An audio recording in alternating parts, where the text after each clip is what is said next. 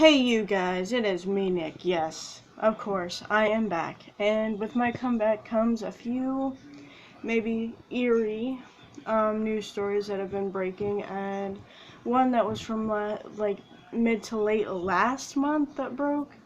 But I wanted to give you more info because I did write on my blog on blogspot.com about this stuff, but I never really talked about it in a video, so let's get into it.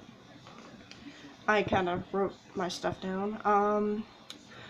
I don't know if many of you, I'm gonna switch hands. I don't know if many of you heard, but there was a trans woman murdered.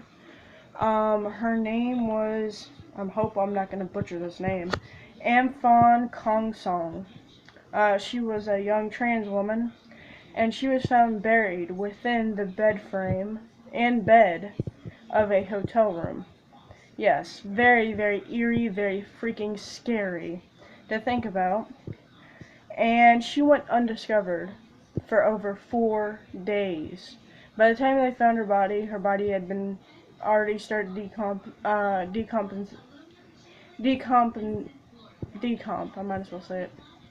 And, well, the major sad update to this, and very horrifying, more horrifying than the discovery of her body, the way she died, is the fact that 2 teenage boys, one was 14, the other was 17, have actually confessed to the murder of this young woman and say that they murdered her because she was persistent in having sex with one of them.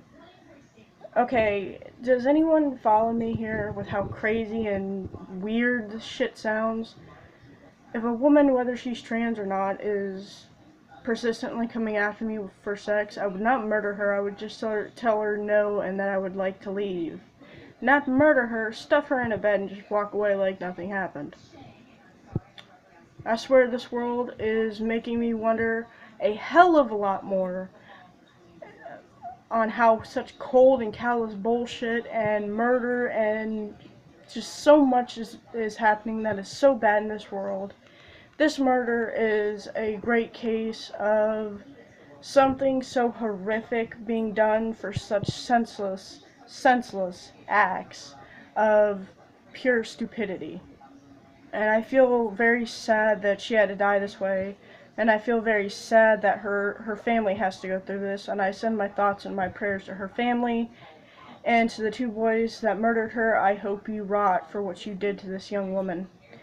And another story that is, well, still breaking, and there's many more reports. Scary ass looking clowns actually have been popping up in South Carolina.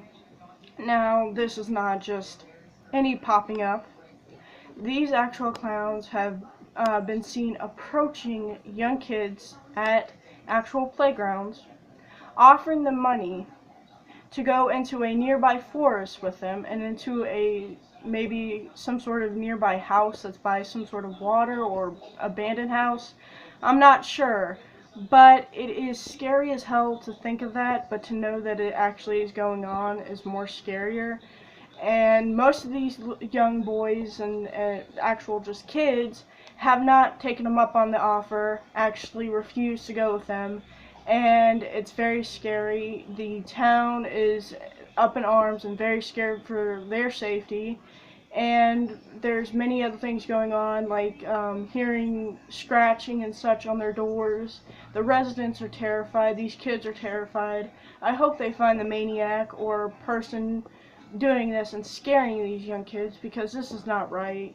If you're doing it as a joke, this is fucked up, and if this is for any other reason, I hope they find you, and I hope someone murders you, because you don't deserve, whether it's a joke or whether it's some sort of other, mental illness type bullshit going on.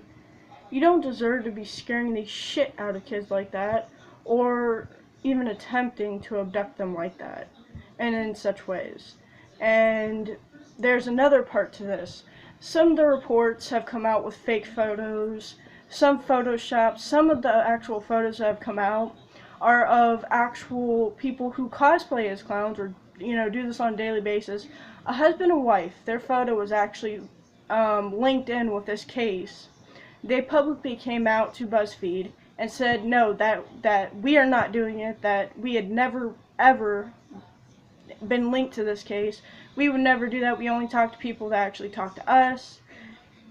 And it's really saddening that it took that to have somebody remove their clown picture from this linkage of this sudden case. But apparently there's been many other cases that may be copycats or may actually just be similar events, and it's very sad and scary and horrifying. It makes me wonder if I'm going back in time to the movie It and just living in it, and it's maddening. So I'm sorry for this video being so long, but this stuff really needed to be addressed.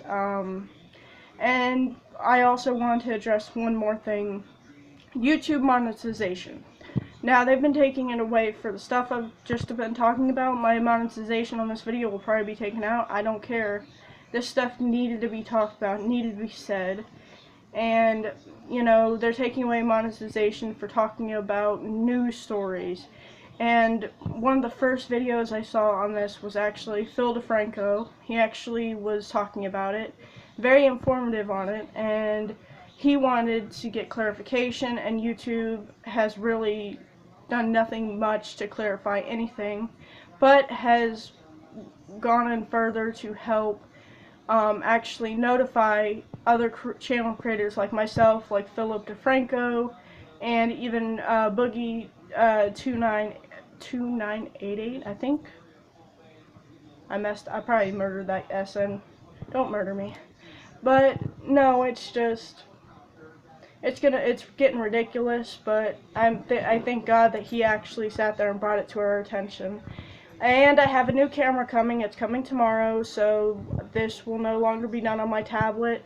But thank you all for watching, and I hope you have a great rest of your day and rest of your week and the upcoming weekend.